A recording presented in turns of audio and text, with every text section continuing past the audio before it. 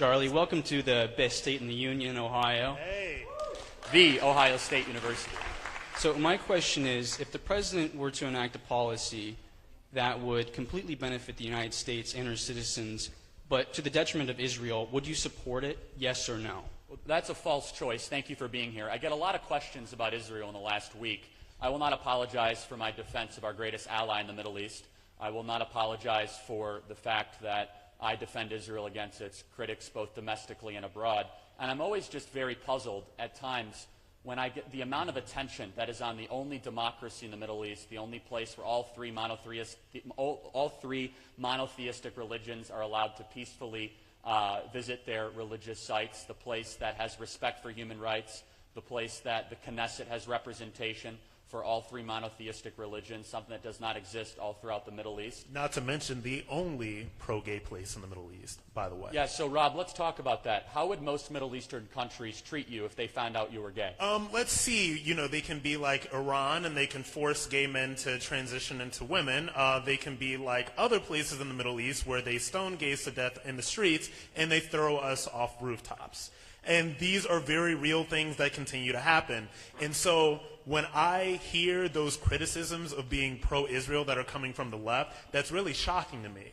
And this is why I call it the intersectionality cult, and this is why I say that intersectionality makes zero sense, because you have so many criticisms coming to Israel from the left, and Israel is the most pro-gay place in the Middle East. It is the only place where gays can be, it is the only place where gays can be open to be who they are without fear of being murdered for their sexual orientation. And then to just answer your hypothetical that has no concrete example to this day, if any country would ever support a position that would be against our own interest, I would not support that. However, time and time again, Israel, and Rob, can you second this? They helped you when you were a veteran in Iraq with intelligence, supply lines, medical assistance. Absolutely. You know, when you were there. And so they stood side by side our efforts, and look, I was against the Iraq War, but I am glad that they helped you, you know, when our servicemen and women went overseas there. And so I'm answering your, unlikely hypothetical with that answer, and I'll say this as final. I wish that the amount of attention on college campuses, there was 1/10 of percent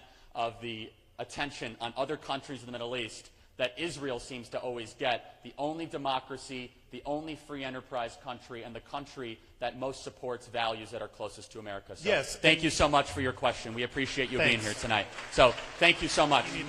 Much more Be quick, than straight him. to the I will. Somebody outside a protester was asking about the term culture war. It's got a long history, started late 1800s, Otto von Bismarck, Kulturkampf.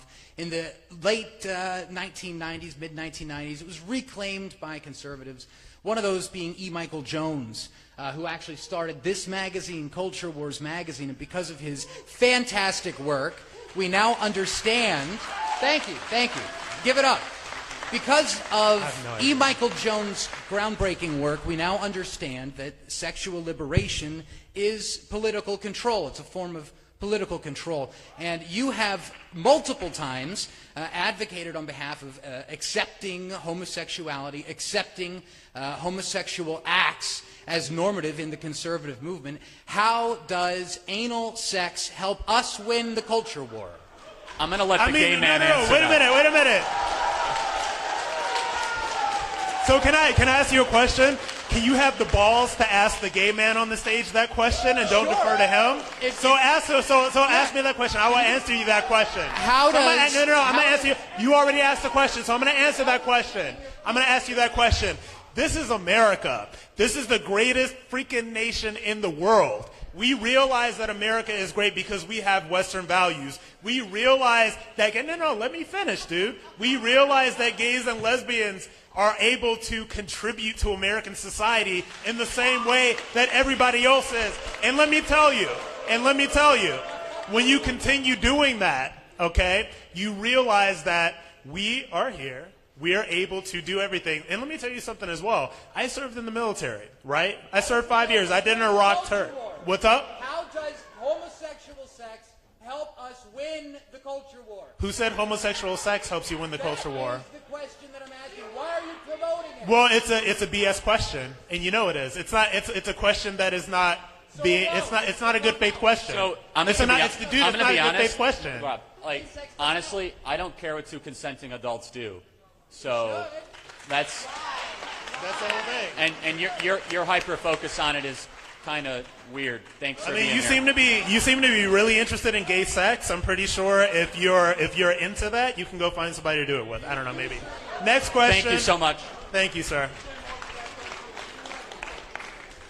Hi, Mr. Kirk. And wait a minute, this is my first culture war, so I want to say that I have to make a statement, and I'm not here to tell anybody what to think or what to believe, but for me, somebody like that doesn't really have any place in the conservative movement because it's something that is so behind the times. And you can boo and you can do whatever you want to, baby, because I'm going to be me, and I'm still here. Next question. What's the question? My question is largely directed to Mr. Kirk because you were raised as a conservative. Part of the issue I see here is, what's your name, Rob? Yeah. So you're saying, you're behind the times, this isn't conservative. Well, we don't want centrists in the conservative movement. We want to retain our core values. Yeah, but here's the thing. We don't want drag But here's the thing. It's not about what you want because here's the thing. The beauty about social media is that I can be me and I can bring myself to the table. And it's not about what you want, it's about what the people want. And if there are enough people in this movement that say, hey, Rob is cool, he's gay, whatever, it really doesn't matter what you think. You can say whatever you want and you can believe whatever you want to believe. But it's not going to stop me from doing what I'm doing. And it's not going to deplatform me. So my question is, again, it's directed to Mr. Kirk because he was raised as a conservative. As the guy before has said, you've advocated for homosexuality, said that there's a place for the gay agenda within the conservative movement. My question is, and you're also comfortable with transgenders and cross-dressers, I understand. So my question is there any point where conservatives should take a moral stance on Christian morality, or should we abandon it altogether? So in other words, what is what is your brand of conservatism doing to actually conserve Christian morality? If we're ceding to the left on transgender, gay rights, gay marriage, we don't want that in conservatism. So you don't want him in the conservative movement? I just want to be very clear. Let's just be... Rob. So you don't want me in the movement? No. Hold on a sec. I want to be very clear. Hold on a sec. You're bringing some very charged language. I'm going to try to calm down the temperature in the room so I can try to rationally understand an irrational position. Why should we let me finish. Let me finish. So, I'm a Christian. I believe the Bible is the greatest book ever to exist in the history of the world. And I believe Rob Smith has decency and dignity as an individual in the United States of America. Hold on a second. We're not a theocracy. We never have been. And you know what? And wait a minute. Let me hop in here. Hold on, because I'm in it. He's addressing me. The thing that I don't understand. Well, I'm addressing you. How about that? You don't even have the courage to address the gay man on stage. So the problem that I have with as somebody that is a gay Christian, and this is the problem that I have. Because my relationship with God and coming back into the church over the past year and a half is one of the greatest gifts that has been given to me in terms of being in this movement. So my question to everybody who tries to say that, oh, you shouldn't be, Christian because you're gay, why are you trying to turn people away from God? So if you love God, and Christianity is so right, because I do love God, so why would you be trying to turn me away? Why would you be trying to turn me away from God? So we're going to get to another thing, and one thing that I don't do, question. And one thing that I don't do is that there is no man that is of this earth that is going to tell me what God has for me and how much God loves me. So goodbye. Thank you for your question. Holy shit, that was homophobic. Sorry about that, Rob. Don't ever apologize for ignorance, dude. Well, I'm not a conservative, so this is probably something you're going to have to get used to. Before you answer your question, this is the first time we've gotten that kind of flow of whatever the heck that was. So continue. According to the U.S. Census Bureau population projections, in 2045, whites will account for less than 50% of the population in the United States. Given that the Democratic Party's policies do not point towards the maintaining of our American ideals, And given the most groups other than whites overwhelmingly vote Democrat, how can we be sure that said American ideals will be maintained when millions of immigrants come in with majority Democratic support? Can you prove that our white European ideals can be maintained if the country's majority is no longer made up of white European descendants? If right. not, should we I'm support not mass applauding, legal let me immigration? finish. Okay, thank you for being here. I appreciate it. All right, let me answer, I guess, your question with my perspective. I've been asked this a couple times in the last week and a half. Let me tell you my stance on immigration, then I'm going to tell you where I think you go terribly wrong with your question, okay? I think that we should embrace Senator Tom Cotton's RAISE Act, which is to lower the amount of legal immigrants into our country, but increase the merit base that we let people to come into our country. End the visa lottery, end chain migration, make English the official language of the United States, build the southern border, and restrict the amount of flow of border jumping and line cutting to come into our country. But I'm always perplexed by this argument I'm always interested by this argument, like, oh, how are we going to maintain our white status? So let's play out that racist idea, and all of a sudden we let a bunch of French people in our country. No, let's play that idea. We let a bunch of German or French people who are all socialist and hate our values. The insinuation of your question is that somehow race and ideology are intertwined together.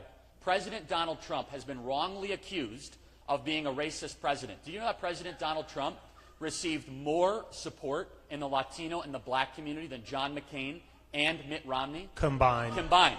I will also say Combined. that it is a failure of the conservative movement to not be able to communicate to communities in the black community, which I believe the black community is an inherently conservative community, a community that is around the ideas of the Judeo-Christian tradition. It is a pro-life community. It's a hard-working community. And so to reject your premise that, oh, how are we going to keep the white status of this, I find that to be a racist question. I reject the idea behind it. I do not think America should become a white ethno-state as a country. In fact, I think that is a fringe perspective. I appreciate you being here, and I'm going to rationally push back against it every single time I come in contact with it. Thank you for coming tonight. I appreciate it. And can I just say, I'm always like cutting in. So there's this idea that with America and our history is America is an imperfect place that keeps on getting better, I think. But there's this idea that all of our values are inherently white, or there's this idea that the conservative movement right now, and the conservative movement that I'm a part of, is black, it's Latino, it's white. It's so many people that have the same inherent ideas, and we come together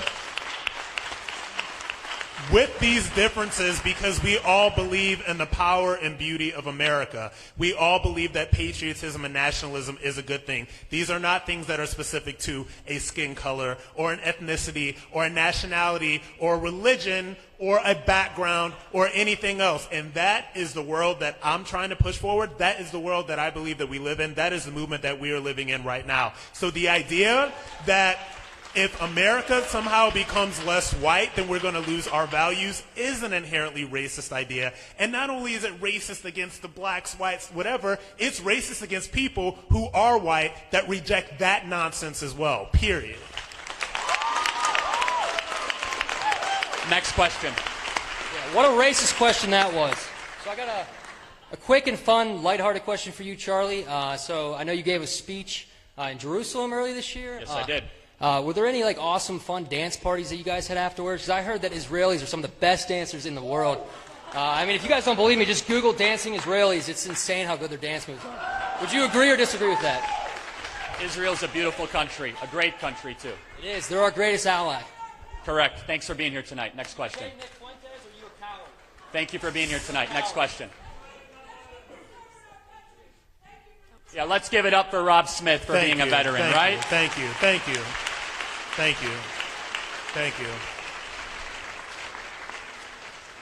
That's why I don't get bothered by the trolls. Like, what? I got bullets whizzing by my face in Iraq, and you think like a troll is gonna shake me?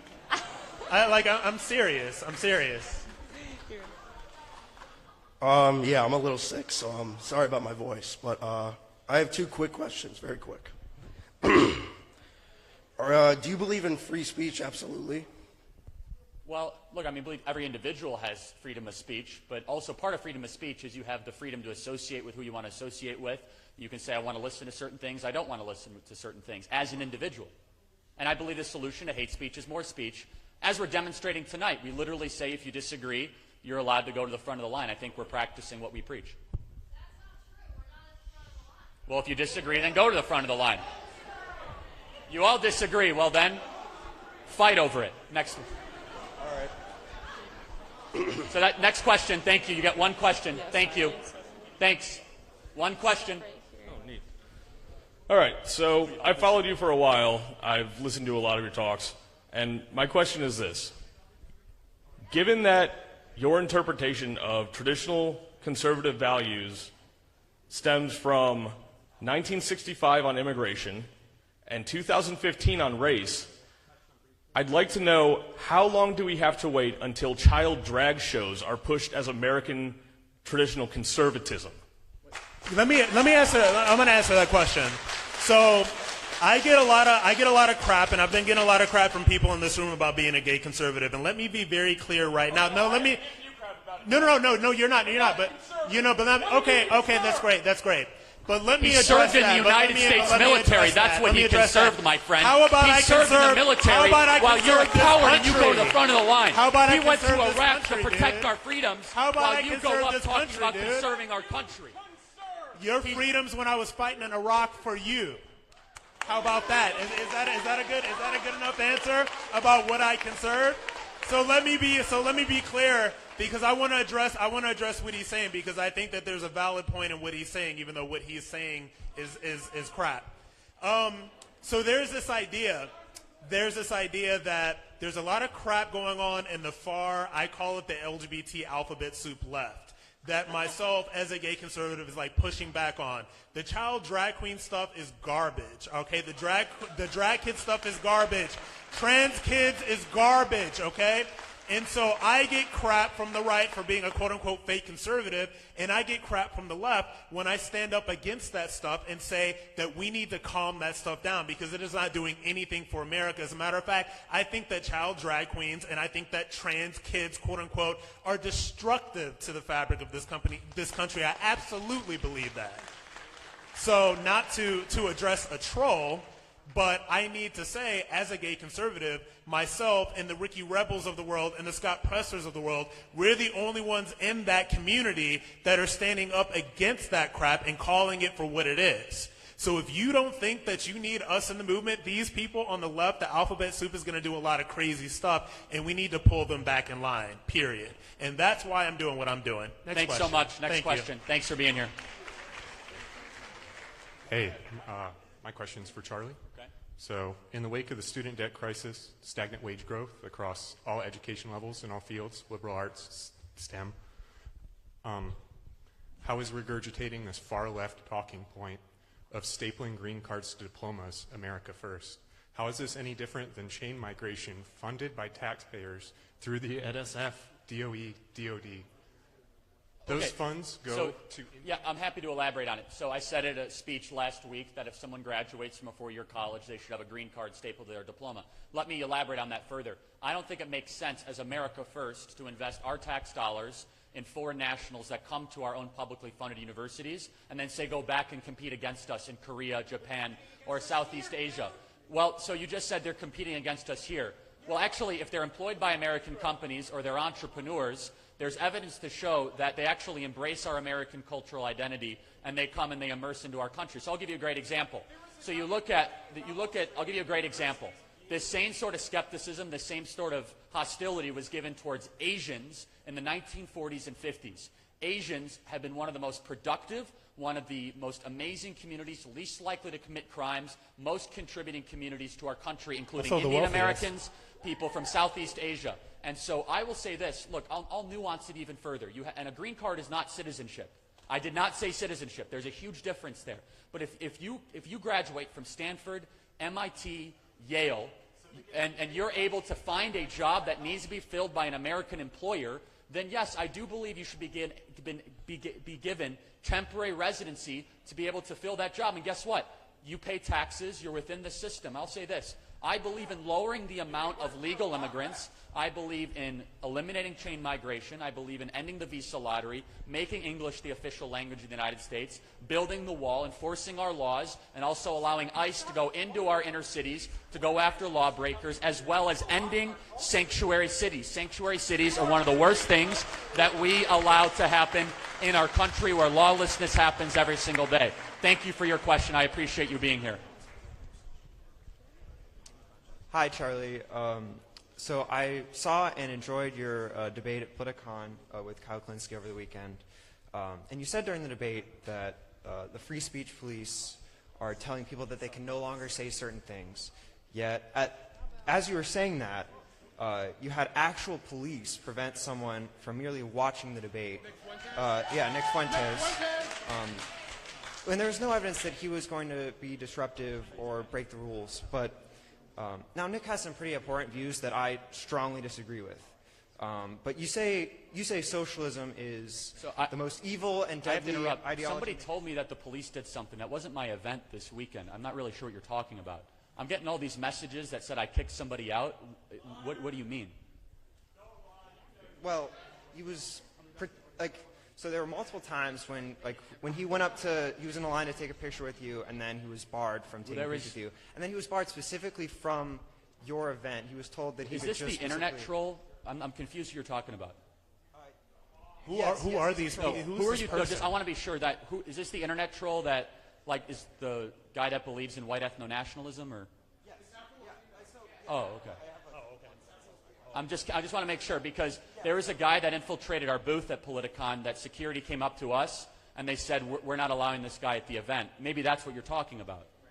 Because there's a guy that infiltrated our booth, and then the Politicon security, an event that I don't run, they came up to me and they said, this guy made a little disruption. But I want to clear this up, because I'm getting messages about something I'm not totally clear on. So yeah, yeah, if you... No, he's got a lot of fangirls in here tonight, huh? I mean, you debate socialists, and you say socialism is the most deadly ideology.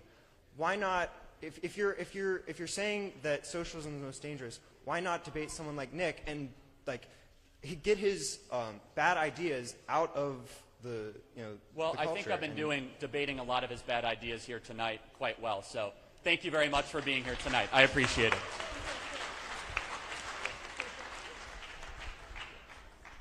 Hello. So my name is Patrick Casey. I'm an American nationalist and America First patriot. And thanks, guys. So, and despite all of that, despite my ardent support for the president and his policies, I was actually kicked out of CPAC earlier this year. But I didn't kick you out of this event. No, I'm not going to blame you. Just making sure. Yeah, you're very defensive here. I get that. As was my good friend Nicholas J. Fuentes, whom I believe you were just discussing up there.